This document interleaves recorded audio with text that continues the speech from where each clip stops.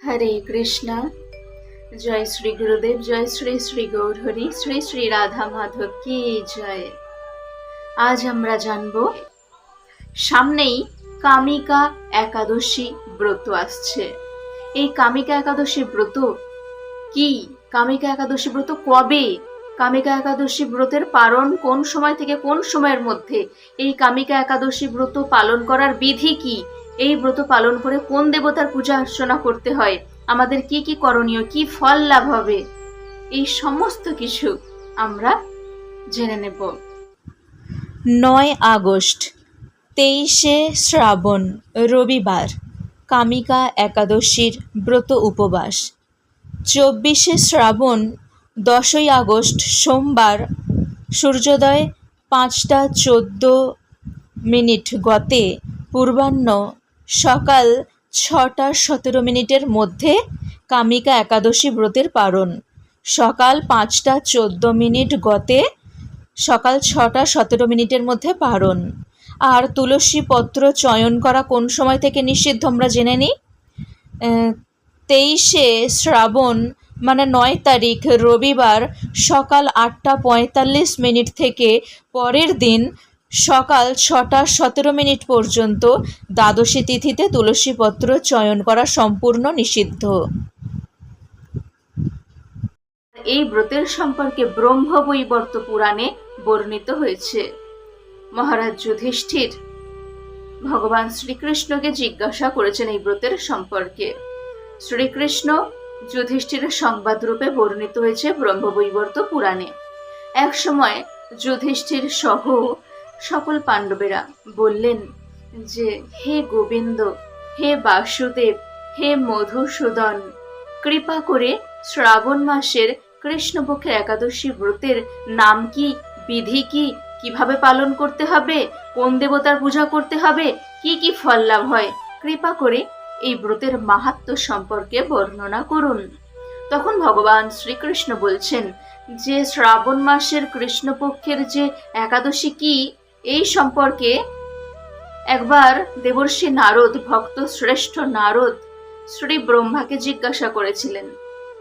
আর শ্রী ব্রহ্মা যে উত্তর প্রদান করেছিলেন আমি এখন সেই বর্ণনাই করছি।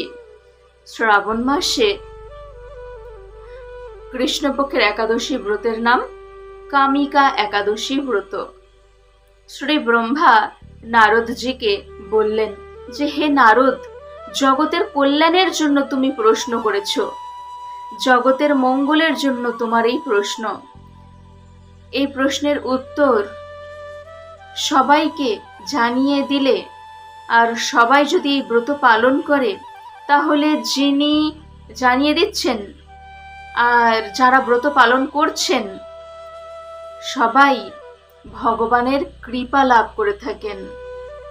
এই কামিকা একাদশী ব্রতের কথা শ্রবণ মাত্র বাজপেয় যজ্ঞের ফল লাভ হয়ে থাকে।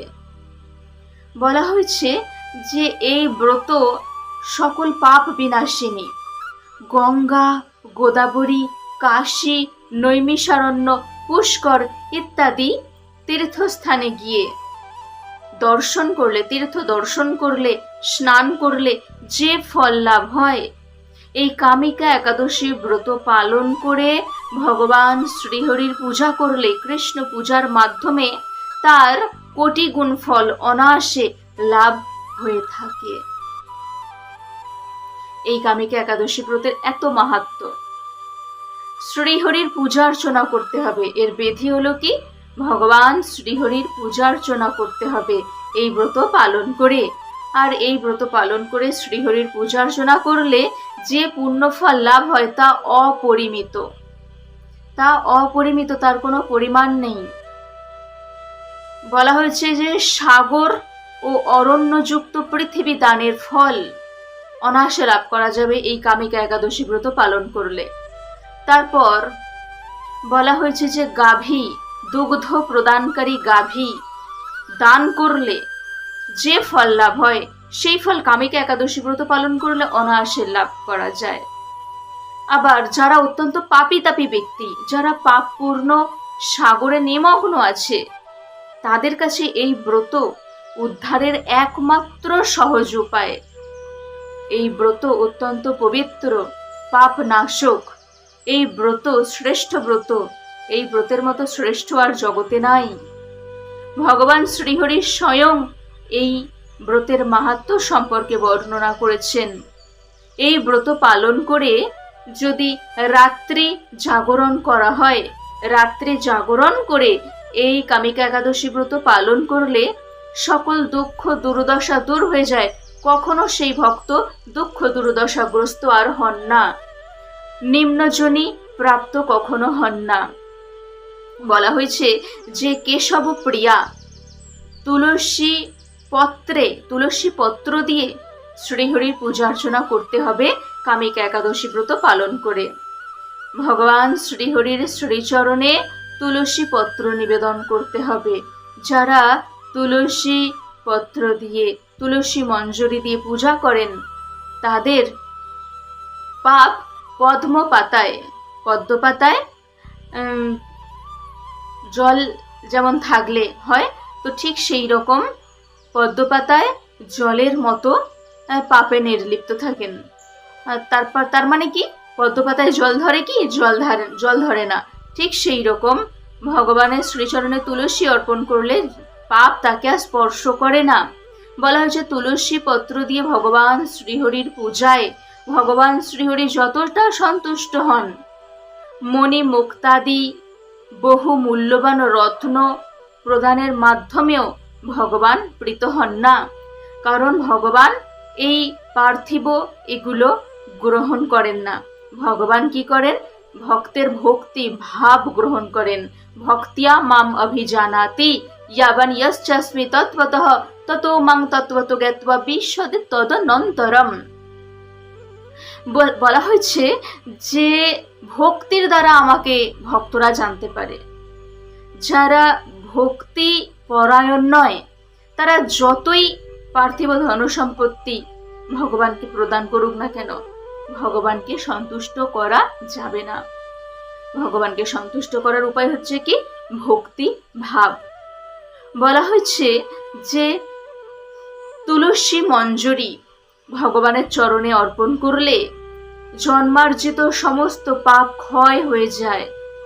তুলসী দেবীকে স্পর্শ করা মাত্রই সকলের দেহ পবিত্র হয়ে যায়।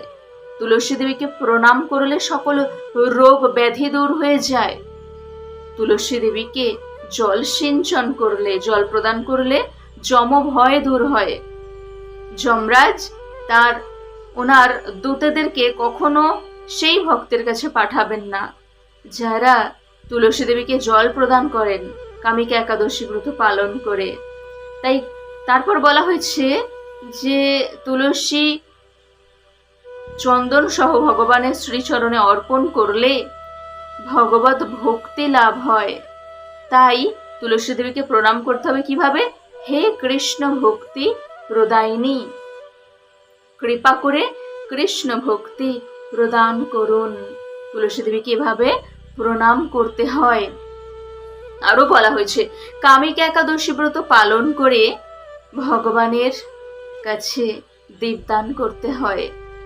যারা দীপদান করেন এই ব্রত পালন করে, মহারাজ চিত্রগুপ্ত সেই সকল ভক্তের বলা হয়েছে যে কামিকা একাদশী ব্রত পালন করে কেউ যদি দীপদান করে থাকেন ভগবানের কাছে, তাহলে তার যে কত পুণ্য লাভ হয়, কত পুণ্য সঞ্চয় হয় দীপদান করলে কামিকা একাদশী ব্রত পালন করে।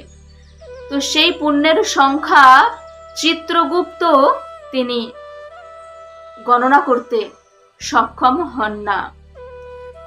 দীপদান করলে, কামিকা একাদশী ব্রত পালন করে ভগবানের কাছে দীপদান করলে সেই ব্যক্তির পিতৃপুরুষেরা সবাই উদ্ধার হয়ে যান। তাই এই সর্বপাপ বিনাশিনী কামিকা একাদশী ব্রত প্রত্যেকের পালন করা উচিত।